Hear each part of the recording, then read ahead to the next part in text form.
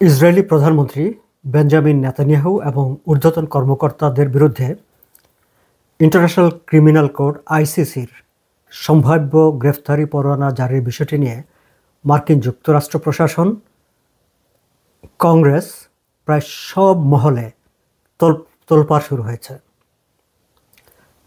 সরকার সমর্থক, বিরোধী দল, ডেমোক্র্যাট, রিপাবলিকান সব সংসদ সদস্যরাই একাট্টা হয়ে এর বিরুদ্ধে দাঁড়ানোর সিদ্ধান্ত নিয়ে ফেলেছেন, এরকম খবর বিভিন্ন মিডিয়া থেকে পাওয়া যাচ্ছে। আজ সোমবার মার্কিন কংগ্রেস স্পষ্টতই আইসিসির বিরুদ্ধে হুঁশিয়ারি উচ্চারণ করে বলেছে, আইসিসি যদি ইসরায়েলি কর্মকর্তাদের বিরুদ্ধে গ্রেফতারি পরোয়ানা জারি করে তাহলে আইসিসিকে মার্কিন যুক্তরাষ্ট্রের প্রতিশোধের মুখে পড়তে হবে এবং এ ব্যাপারে প্রয়োজনীয় আইনি কাঠামো তৈরির প্রক্রিয়াও মার্কিন যুক্তরাষ্ট্র শুরু করে দিয়েছে।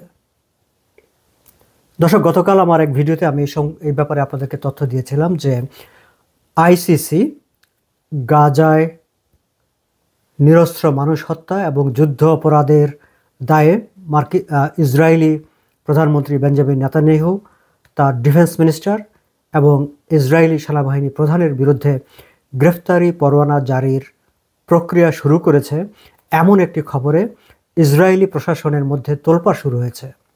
রোববার সারাদিনই ইসরায়েলি বিভিন্ন মিডিয়াতে এই বিষয়গুলো নিয়ে কথাবার্তা হয়েছে এবং নেতানিয়াহু নিজে বারবার বাইডেন প্রশাসনের বিভিন্ন পর্যায়ের কর্মকর্তাদের সঙ্গে এ নিয়ে কথা বলেছেন। জো বাইডেনের সঙ্গেও রোববার নেতানিয়াহুর দীর্ঘক্ষণ টেলিফোনে আলাপ আলোচনা হয়েছে। তবে হোয়াইট হাউসের স্টেটমেন্টে কী বিষয় নিয়ে আলাপ আলোচনা হয়েছে তার বিভিন্ন বিবরণ দেওয়া থাকলেও ঠিক অ্যারেস্ট ওয়ারেন্ট ইস্যুর ব্যাপারটি সে আলোচনায় ছিল কিনা সে ব্যাপারে কোনো স্পষ্ট বক্তব্য ছিল না। আজ সোমবার হোয়াইট হাউসকে এই ব্যাপারে সাংবাদিকরা প্রশ্ন করলে তারা এই বিষয়টি নিয়ে কোনো মন্তব্য করতে রাজি হননি, বরং তারা বলেছেন যে তারা আইসিসিকে স্বীকার করেন না, মানে মার্কিন যুক্তরাষ্ট্র আইসিসিকে স্বীকার করে না, কাজেই আইসিসির কোনো পদক্ষেপ নিয়ে তাদের কোনো বক্তব্য দেওয়ার বা মতামত দেওয়ার কোনো প্রয়োজন নেই। কিন্তু আইসিসি ইসরায়েলি প্রাইম মিনিস্টার এবং ডিফেন্স মিনিস্টার এবং সেনাবাহিনী প্রধানের বিরুদ্ধে গ্রেফতারি পরোয়ানা ইস্যু করতে পারে তার প্রস্তুতি শুরু হয়েছে। এই খবরে তারা কিন্তু একেবারে যে বসে আছে তা নয়।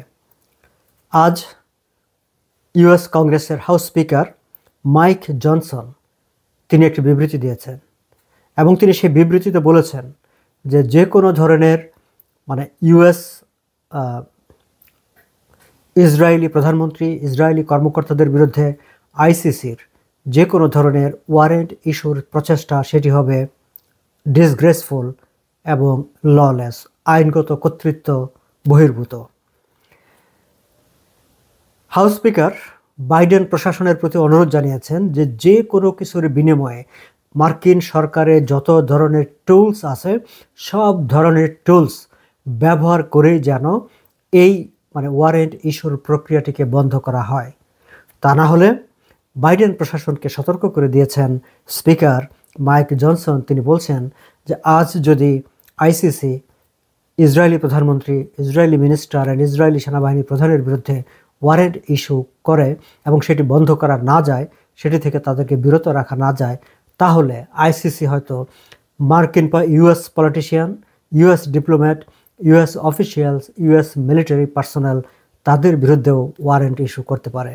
কাজেই বাইডেন প্রশাসনের উচিত হবে তাদের হাতে যত ধরনের টুলস আছে প্রয়োজনে সব টুলস ব্যবহার করে এই ওয়ারেন্ট ইস্যুর প্রক্রিয়াটিকে বন্ধ করার চেষ্টা নেওয়া। যাই হোক, বাইডেন প্রশাসন শেষ পর্যন্ত কী ধরনের পদক্ষেপ নেবে সেটি জানি না। তবে পত্রপত্রিকায় যে খবর প্রকাশিত হয়েছে সেখানে একেবারে নাম প্রকাশ করেই রিপাবলিকান এবং ডেমোক্র্যাট দলের বেশ কয়েকজন কংগ্রেস সদস্য তারা বলেছেন যে তারা মনে করেন যে আইসিসির এই প্রক্রিয়াটিকে থামিয়ে দেওয়া উচিত এবং এ ব্যাপারে ইউএস কংগ্রেস একটি আইনগত পদক্ষেপ নেওয়ার জন্যে একটি খসড়াও ইতিমধ্যে তৈরি করে ফেলেছে, সেটি নিয়ে এখন তাদের মধ্যে আলাপ আলোচনা চলছে। যাই হোক, আইসিসি এখনও তাদের কোনো সিদ্ধান্ত নেয়নি বা সিদ্ধান্ত প্রকাশ করেনি। আইসিসি ইনভেস্টিগেশন করছে গাজায় নিরীহ প্যালেস্টাইনিদের হত্যা, এবং সেই তদন্তে হামাসের ভূমিকাও আছে এমন খবরও পত্রপত্রিকায় এসেছে। কিন্তু তা সত্ত্বেও মানে যতটা না ইসরায়েল প্রতিক্রিয়া দেখাচ্ছে, হ্যাঁ ইসরায়েল মার্কিন যুক্তরাষ্ট্রের কাছে ধৈর্য করছে, বেঞ্জামিন নেতানিয়াহু বারবার ফোন করছেন, বারবার দেন দরবার করছে বাইডেন প্রশাসনের কাছে যেন তারা এই ব্যাপারে ভূমিকা রাখে।